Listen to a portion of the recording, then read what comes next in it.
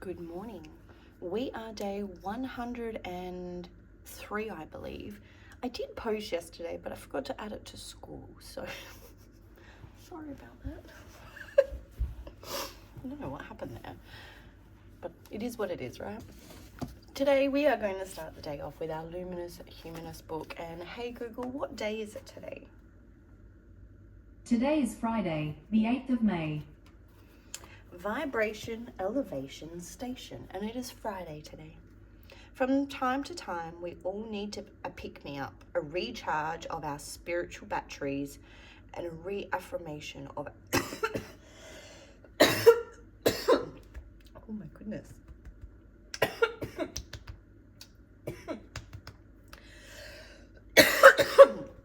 So that is the throat chakra, and the word is worthiness that I am trying to get out. And I feel like it's linked to someone. So if you are feeling unworthy, maybe you need this message this morning. Okay, let's start again. From time to time, we all need a pick-me-up, a recharge of our spiritual batteries, and a reaffirmation of our worthiness and value.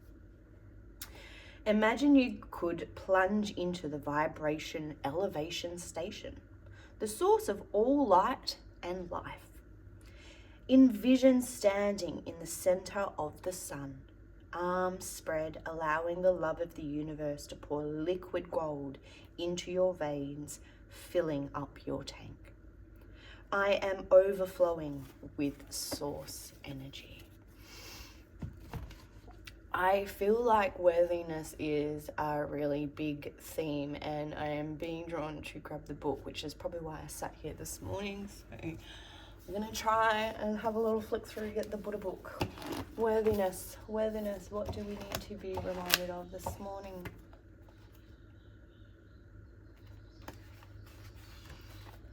Our emotions are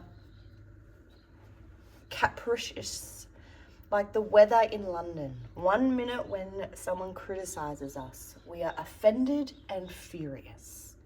The next minute when someone praises us, we feel proud and promptuous. Unless we recognize the still point beneath the surface of our changing emotions, we will feel hostage to them and their whims. Someone advanced in the spiritual practices has the following attitude. In a large community, she lives as though she is alone. She minds her own business without meddling in others. And when alone, she acts as though she is in a large community, and she follows her regime without sliding into laziness. A great spiritual teacher can wait for her students to mature. She feels no need to boast of or prove her enlightenment. If neither imposes her teachings nor asks students to follow her exclusively, she lets her students be so they can grow on their own. And when a deep, honest conversation makes us feel connected to someone, we become very happy. The same deep connection within ourselves is possible by wholly accepting who we are and realizing the enlightened nature of ourselves. This too is a sort of incomparable happiness and freedom. I really love this book. I'm going to just finish it on these 2 pages. Where are you feeling low? Heyman Sunam, I am feeling low. What should I do? Quickly observe that feeling without trying to change it. It will change on its own. As if gazing at a tree in your backyard, as if sitting by a river and watching the water flow by. Quietly observe your feelings as if they are external to you. If you observe your feelings in this way just for 3 minutes, you will notice their energy and texture slowly changing. Feelings are often born from a matrix of conditions beyond our control. Just like you can't control the weather or your boss's mood. You can't control the feelings in your body. They are just passing through, like the clouds in the sky. They too dissipate on their own. But if you take them too seriously and you start internalizing them as a part of your identity, then you will resuscitate them every time you think about the past, or you will resurrect them every time you think about the past. Remember that you are neither your feelings nor the story that your mind tells you about them. Remember that you are neither nor your feelings nor the story your mind tells you about you to make sense of them. You are the vast silence that knows of their emergence and their disappearance. What an incredible book. I really, really love this book. And I feel like there's one more message we need to hear today.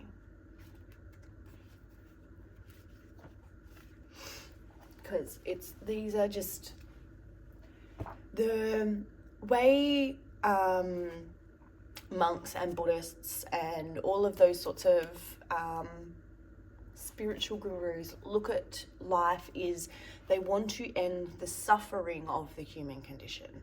And these are ways we end suffering in our own internal systems. So it's not easy to find someone's calling in life. Although some know what they want to do from an early age, for most it takes many years to find your path.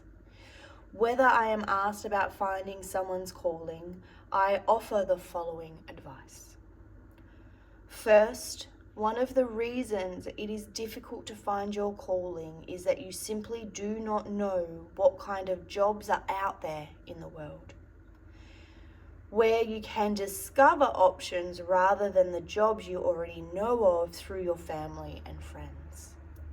The easiest way to expose yourself to an array of indirect experiences is by reading. Have you read up on science, travel, fashion, art, or politics? How about education, psychology, finance, health, food, music, or sports?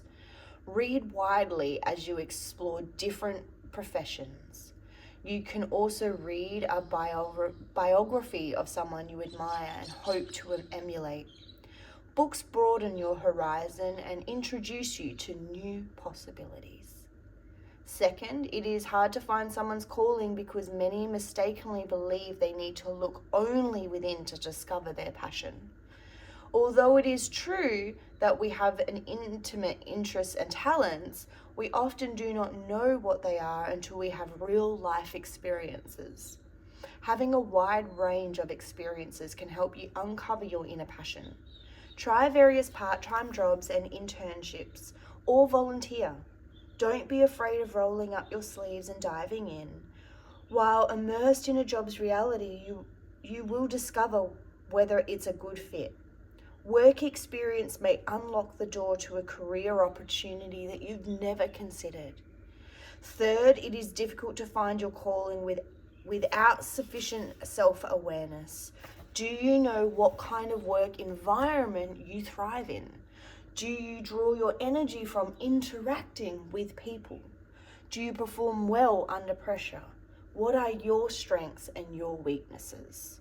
You can increase your self-awareness by acting with a wide range of people in a wide variety of situations.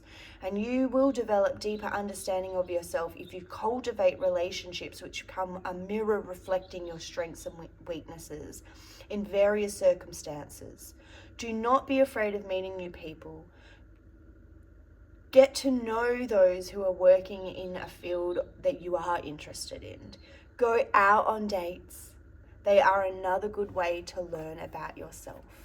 Discover what type of people that you are compatible with your personality, and find those experiences will gain you insight to what kind of people that you would like to surround yourself with. Lastly, do not select your career based on what others will think of your choice. The truth is that people do not really think about you that much. And if you think you will enjoy something, then you do not overthink it. Just do it. Even if it does not in turn out in the way that you imagined, you will still appreciate it for what it has taught you. And I wish you the very best of luck. Honestly,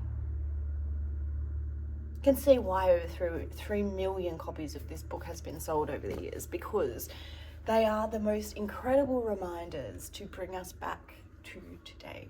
And it just reminds me of the Reiki pillars. So just for today, I will not be angry. I will not worry. I will do my work honestly. And I am grateful for all the blessings in my life. And what was the last word? And I will be kind to all beings. Sometimes we just need those reminders that we are exactly where we are meant to be. Best case scenario. I am really excited to be taking a whole bunch of you women on a journey this week to learn about the fundamentals of self-love. Now, these lessons, tools, and all the things that you're going to be receiving over the 4 weeks it is just an incredible toolbox of information for you to have. And I want to reiterate and remind you that you can come back to the course at any moment through the 12 months. Everything is recorded for you, so you never have to lose anything. You can go and watch the past ones, you can rejoin in the new ones. There's so much content in there for you, and it's only going to keep stacking. We're not going to delete anything, so all of the old classrooms that we run will be labeled and linked with all the videos and all of the workbooks that we did in those rounds, so you never miss any information moving forward. It's a really cool way that we can catalog everything and keep everything together, and then this just ensures that you are getting all of the information needed for your self-love journey. And I think it's really cool that it's stored in that way, so that way we can go over it all later. With some of them I might even do a bit of a briefing, like a rundown afterwards. We'll just see how we run for time. Now, if you are joining, inside of the classroom are the 4 weekly booklets. I will double check, make sure they are definitely in there, for you to go and print off. Now, these workbooks, if you're coming in person, I will have them for you, so you won't have to worry about that. But if you're doing it at home, it will be helpful for you to have those workbooks on hand.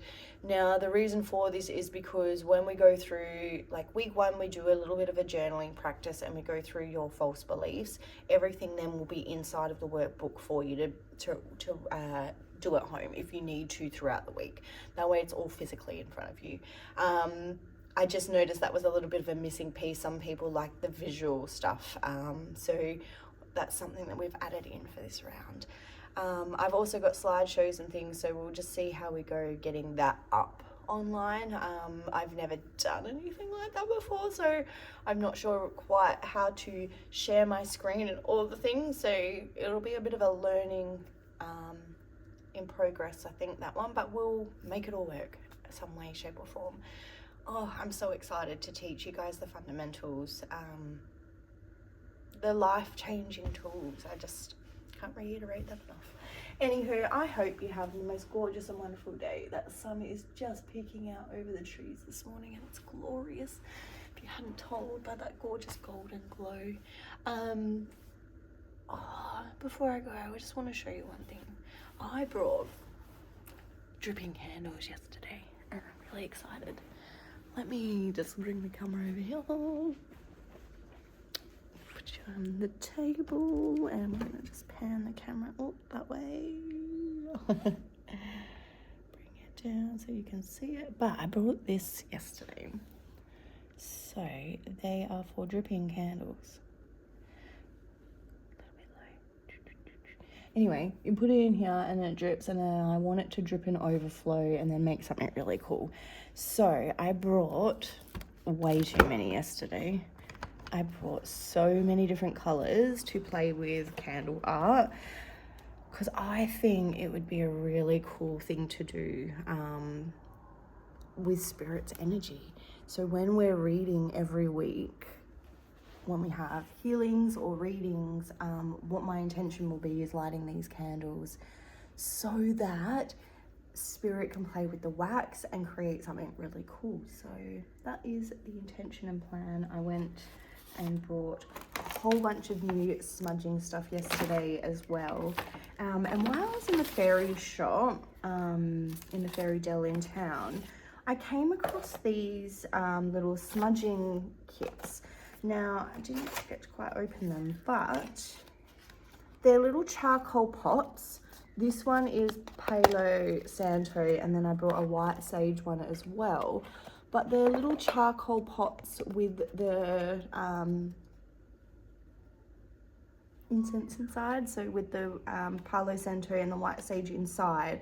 Comes with a little silver disc to put them on. I've got my smudging pots and stuff here that I'm going to try that on. But I thought these looked really cool and I wondered how they would go for house smudging and things.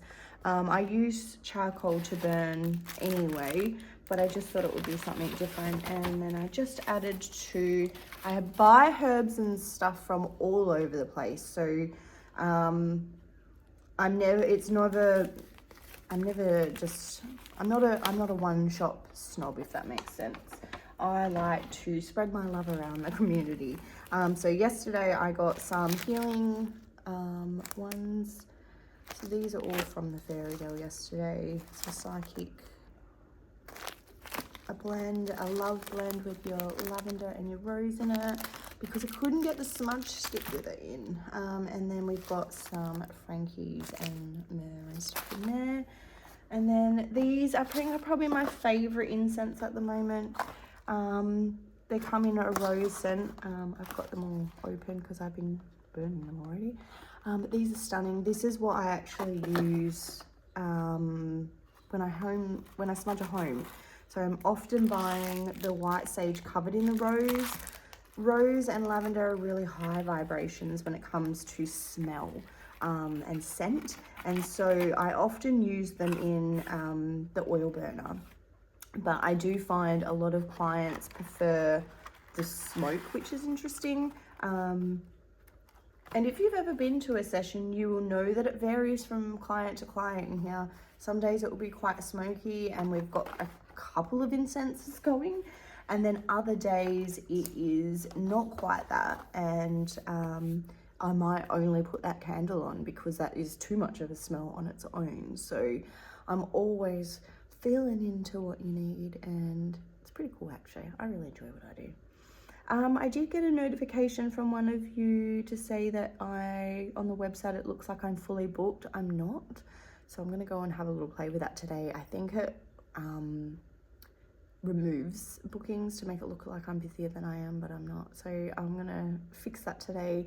And so if you are requiring an appointment and you can't see it online, please reach out. I do have availability Tuesday and Friday next week left, otherwise nothing until the week after. And just a reminder, Mondays and Wednesdays I'm out now. I'm coaching full-time on those days with clients. So I'm a little bit busy now in that area, which is awesome for me. Not so much for you if you want a Monday or Wednesday appointment, but that's okay. Okay, I'm gonna go now because we could talk about this all day. All right, have a great day. I love you, bye.